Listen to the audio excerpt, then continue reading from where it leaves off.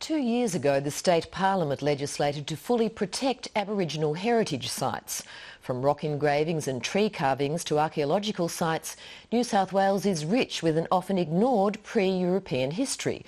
Despite tough penalties, it appears thousands of artefacts are still being destroyed, from a combination of ignorance and a lack of enforcement by authorities. Sally Block with this report.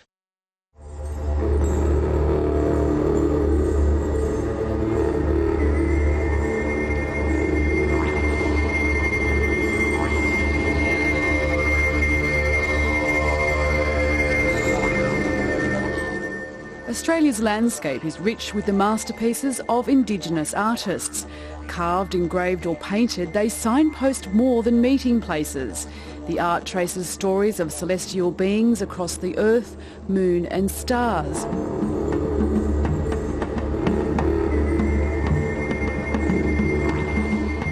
We see lots of petroglyphs or rock engravings of different types of figures. We see shields, we see fish, we see culture heroes like Mullen, we see engravings of emus, even penguins. So we have a lot of artifacts and a lot of different types of engravings around the area here. For Dwayne Hamaker, it's science and not just history that makes this rock art site unique. High on a plateau in Ku-ring-gai Chase National Park, he's investigating ancient knowledge that's been traced in the stone. We're trying to examine if there's any sort of astronomical symbolism with these rock engravings. Unfortunately, we don't know a lot about the meanings of the engravings. The astrophysicist is part of a fraternity researching Aboriginal knowledge of astronomy. When that pointer coming down and looking down, and we say that Kumari Yangun, we say with the language, Kumari Yangun Mayan, that means Ishamana feed a plum.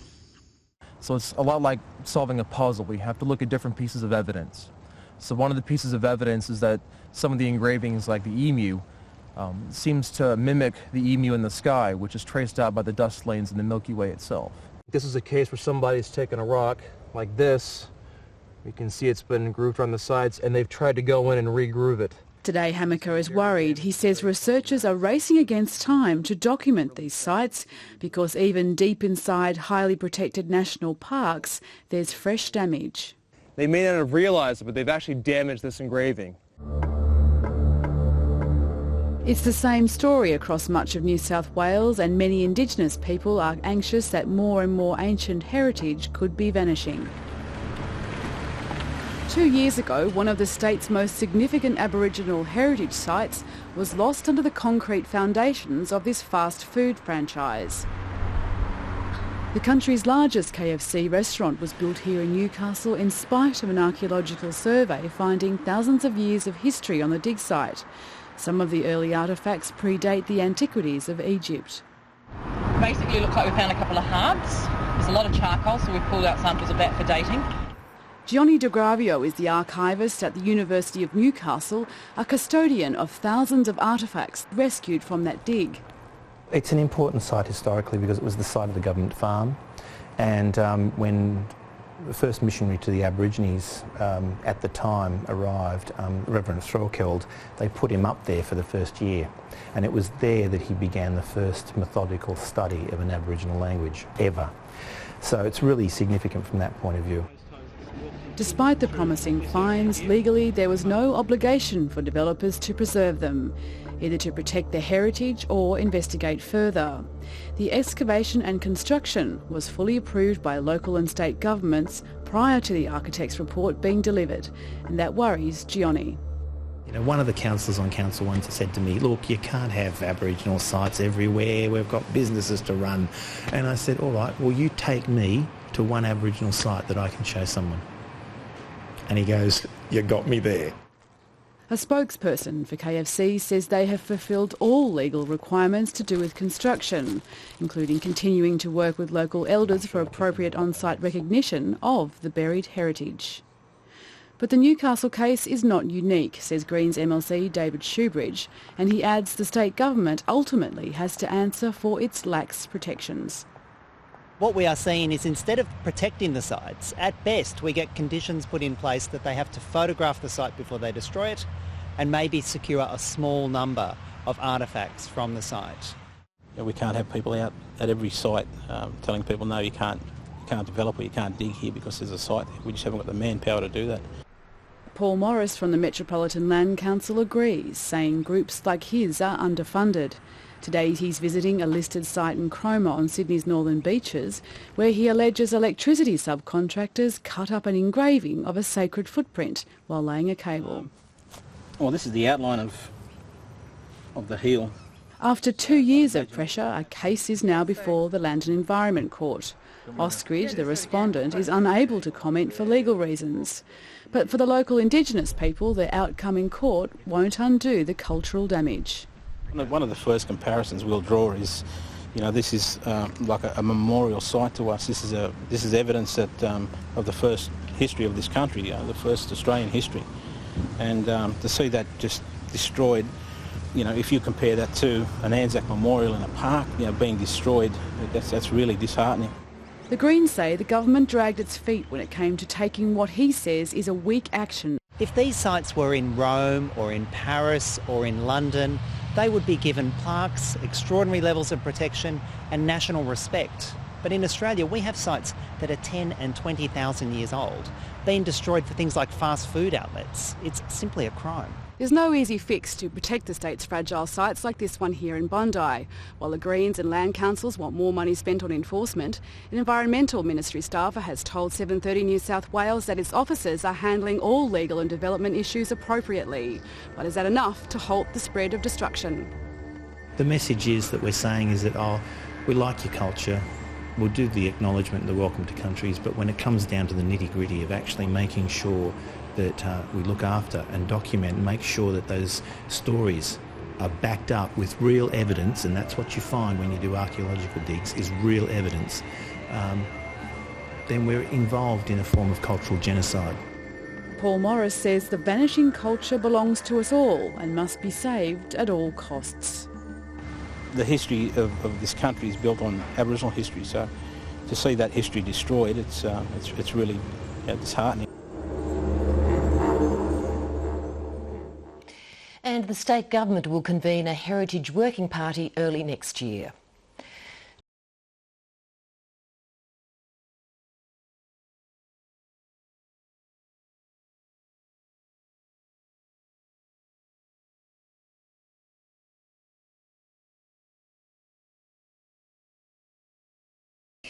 Australia's oldest three-storey building is celebrating its 200th birthday today. The former female orphan school in Parramatta is now part of the University of Western Sydney, and it's about to begin a new chapter of its long history. From orphanage to psychiatric hospital to modern-day think tank, if these walls could talk, there'd be many stories to tell. It started out as a place of refuge commissioned by Governor Lachlan Macquarie and his wife Elizabeth, who felt the inner city was too dangerous for abandoned children. On this day in 1813, the Governor laid the foundation stone for the Female Orphan School, modelled on Mrs Macquarie's grand ancestral home in Scotland. It gave the orphan youngsters an education as well as a taste of country life. In those days, Parramatta was a farming area. Making sure that the cows were milked, that the soil was tilled, that the plantings happened, that the basic maintenance and cooking and so forth all took place. In addition to their lessons and their education, of course. It went on to become a psychiatric hospital, eventually becoming derelict and was slated for demolition by the state government. More than 20 years ago, bricks were being taken from this wall to be used in Hyde Park Barracks in a city. That's until a local historical society and the university stepped in. After a decade-long restoration, the Governor-General officially opened the building to the public today. We can appreciate these bricks with a certain awe, with deep reflection in our hearts.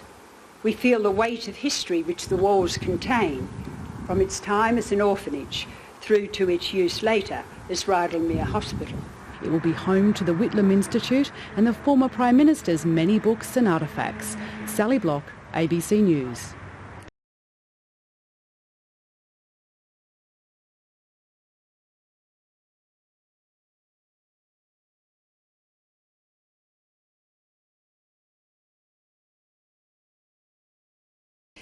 Officially, they're classified as a toy, but a motorised push bike led to a teenage boy being so seriously injured last night, there are now calls for them to be banned. The 13-year-old was riding along a busy road in southwest Sydney when he was hit by a van. This motorised push bike is classified as a toy. It's what 13-year-old Pono Aparahama was riding in his shorts without a helmet or lights when he snuck out of his grandparents' house in Heckenberg last night at 7:30. He was first hit by a van and then reportedly a ute. Neighbour and family friend Julie was one of the first to arrive. It was quite horrific, and not only that, to go see the family and to let them know that, you know, the boy had been hit by a car. She says he just wanted to have a bike like the other kids in the area who ride them. Friends of his grandparents say they are distraught. They only bought the bike for him yesterday as a gift. Ban those bikes, get rid of them, get them off the road, get rid of them. Police also want parents to stop their children from riding them. With school holidays well upon us, we're calling for parents and older family members who see these bikes on the road, if their families are involved in the use of these bikes, to please take action straight away and prevent them from riding those cycles. The opposition says the government should consider a ban or tighter regulations. The fact is that these are not simple bicycles. These are poor man's motorcycles. These are de facto motorcycles put together in people's backyards. The 13-year-old remains in intensive care at Westmead Children's Hospital in a serious condition. Sally Block, ABC News.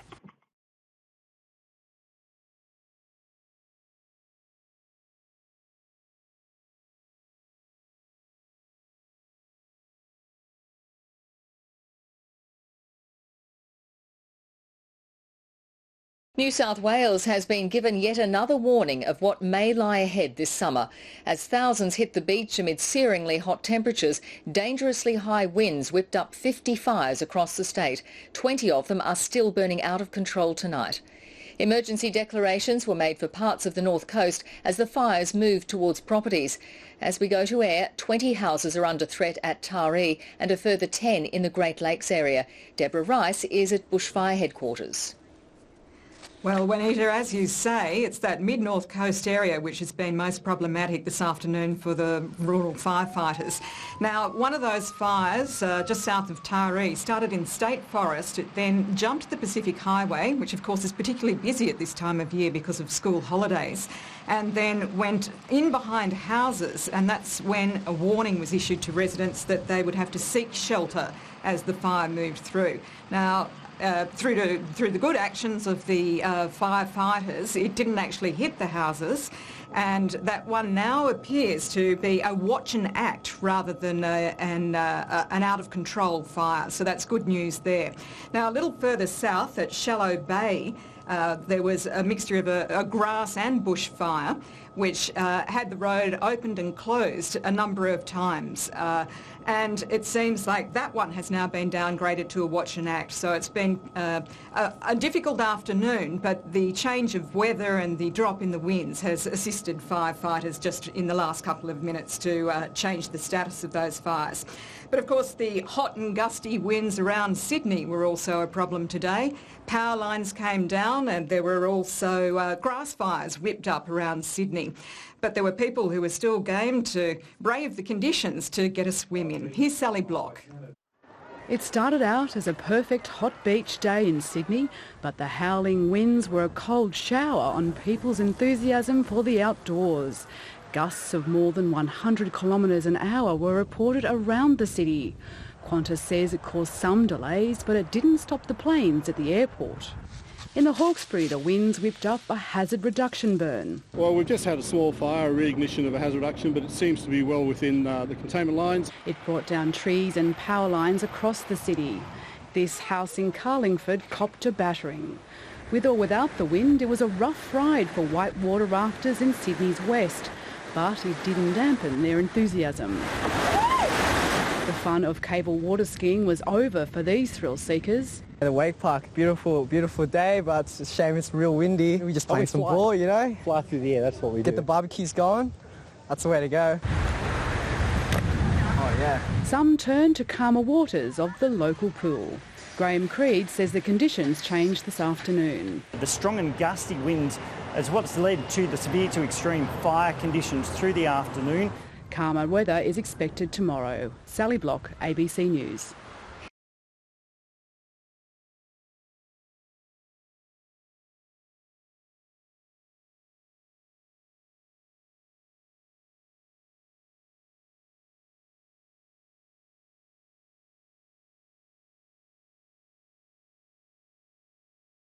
City, the Roosters faithful are primed to see the minor premiers take the premiership trophy. Sally Block is at the East's League Club in Bondi Junction.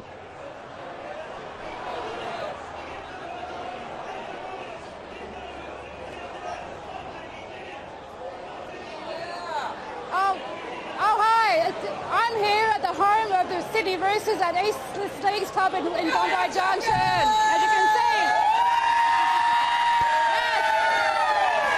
These Roosters fans are excited, but they're not going to count their chickens just yet. They're going into the team as the favourite, into the final as the favourite, and if they win, it'll be the first grand final win in more than 10 years.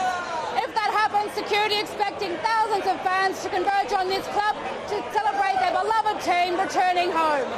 Sally Block at Bondi Junction there.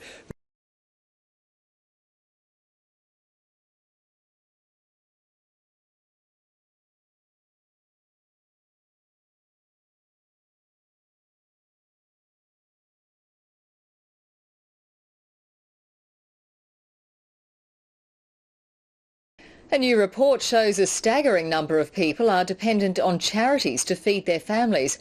Food Bank New South Wales says 80,000 people a month are relying on food donations. And it's not just the unemployed who are suffering. Most of the people the charity sees are working families. Lee and Meg Kennedy moved to the bright lights of Sydney from Tasmania to start a better life. We had everything planned out, but then when we got here it crumbled.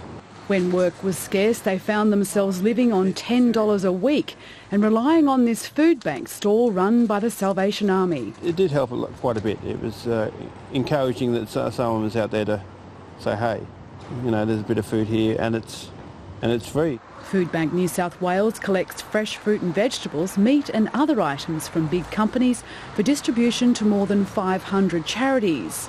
It's released a report showing that just this year, 700,000 people have sought help to put food on the table. It's the low-income families who have got jobs, but just the cost of living is affecting them, and they're the ones who had to put food on a discretionary spend, and that's concerning. And that number's rising with an 8% increase in need over the last year, while thousands more are being turned away because there's not enough to go around. A third or more of those are kids who are going to bed without dinner or going to school without brekkie every day. After finding a home and a job, Lee has gone from relying on the charity to helping it. The charity wants the federal government to match state funding to help expand its outer Sydney warehouse to ensure fewer people go hungry. Sally Block, ABC News.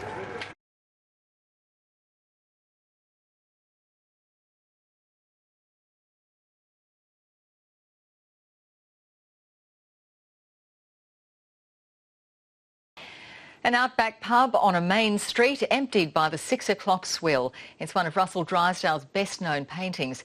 And today, the artwork worth millions was back where it all began, in the town of West Wyalong in the state Central West. Sally Block has the story. The sleepy rural town of West Wyalong has had a special delivery. The well-known Drysdale painting of the town is making a brief appearance at the pub where it was conceived. It's on loan for a special event to celebrate its beginnings. Russell Drysdale's daughter also made the trip. You know, I might have been standing on a chair watching him painting it. It's a nice thought. Some locals were caught up in the excitement. Somebody thought enough of it to actually paint it. That's what I think it means. For others, it was just another Friday counter lunch. Well, painting to me. By this evening they'll go, gosh, there was a $2.5 million painting there. Drysdale was fascinated by the bush and loved to depict its isolation and its characters. It was while he was visiting friends and staying here in this pub in 1949 that he started the first sketches of what would become one of our country's most iconic paintings of the Australian bush. The original sketch was also on display. It's wonderful to see. I believe it's the first time ever that they've been united, the sketch and the painting inside. It's remarkable to see what the initial impression was and then what the translation of that to the main painting. A sculpture has been unveiled commemorating the painting and the pub that inspired it. Sally Block, ABC News, West Wyalong.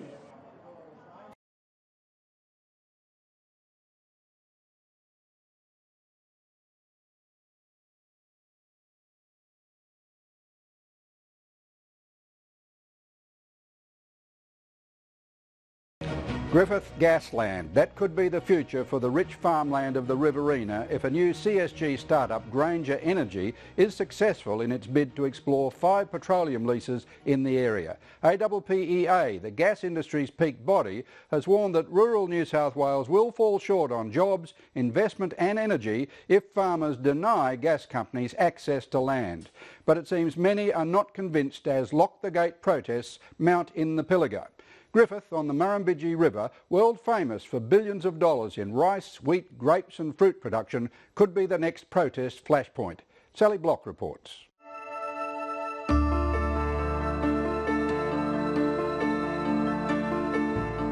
It's Mother Nature's patchwork quilt of greens, golds, browns and reds. In between those lush green fields are irrigation canals that are rivers of gold for farmers producing billions of dollars worth of crops. But in the Murrumbidgee irrigation area, in and around Griffith, a new industry wants access to the land. If they're not going to pay anything for it, why the hell should we prune it? Today, the talk here at Bruno Bromble's place near Griffith is about plans for coal seam gas mining in the area. Over Christmas, the farmers discovered applications had been made by a new company to explore what's under the topsoil ground for coal seam gas. The big concern is if they start digging holes and contamination of our fresh water. There's a lot of farmers here using bore water for irrigation. It's a short-term project, coal seam gas. It might last 10 years, it might last 20 years. This area has been here for 100 years and hopefully it should be here for another 100 or more. 5 major petroleum leases lie over this region, and the company that owns the leases, Granger Energy, has applied for exploration licences. In a detailed written response, CSG explorer Vaughan Cullen says gas exploration is clearly in the economic interests of the broader Griffith community. And if drilling was approved, appropriate mitigation and management strategies would be put in place to ensure there are no impacts to land, groundwater and surface water resources. The locals are passionate about the 100-year-old irrigation area and its history. Helen Dalton's family farm borders a main irrigation canal. They grow many crops as well as corn that ends up on the city's breakfast tables as cereal. To have them come in will disrupt areas, and every centimetre of land that's under irrigation is highly valued and productive. So even if they put down a drilling rig, you know, it is going to disrupt our and affect our productivity. It has to. The prospect of mining for CSG has farmers anxious about water quality and availability. We don't know about the hydrology here. There's little knowledge of it, and I'm not prepared to take that risk. And if we want to safeguard our future agricultural area and safeguard our health, then I think we should be very, very cautious about what we do. The local mayor says it's one of the wealthiest food-growing areas in the state. When I've seen stories on TVs where lakes have dried out next to a coal seam gas well, you've got to say, hello, you know, doesn't that send up signals that why even put it in jeopardy? Are we that desperate? I don't think so. We're not completely against coal seam gas as such, but it doesn't seem to make a whole lot of sense in a designated irrigation area, which is crisscrossed by channels and drains and is reliant on clean water for food production. Rice-growing farmers on the verge of a bumper crop are suspicious about the CSG process. The method by which they do drill into the coal seams to extract the gas, there's a question mark over perhaps the effects on aquifers and how that might affect surface and groundwater and the interactions between the water that we use for irrigation. In the wake of the Lock the Gate movement, industries in the north of the state affected by CSG have been granted critical industry cluster status and in some cases biophysical strategic agricultural land that is designed to protect them. Locals in the area can't understand why the state government hasn't afforded it to them. That's what we're saying to the government. Hell, you went into the Hunter, you quarantined the vineyards, you quarantined the equine, which is horses. What's the difference between my vines and the vines in the Hunter? I would think zip. Growers are looking to politicians to put the interests of farmers ahead of mining. We're trying to look after ourselves, and if a particular government is not helping us, then we've got the right and the ability, and we will change the government. Bill Heffernan is a Liberal senator for New South Wales. He's from the Riverina and owns property affected by the applications. And as I said to the farmers, you've got to get together on this because you won't win on your own. And there are virtually no rights. They have a gateway process as a last sort of resort of appeal, but there's no gate in the gateway. He's calling on the state and federal governments to exempt high-value areas like the Riverina from CSG. Governments need to have the courage and the commitment to assess the value of agricultural land. And I mean, there are more people live in the western suburbs of Sydney than all of rural Australia, and most of those people think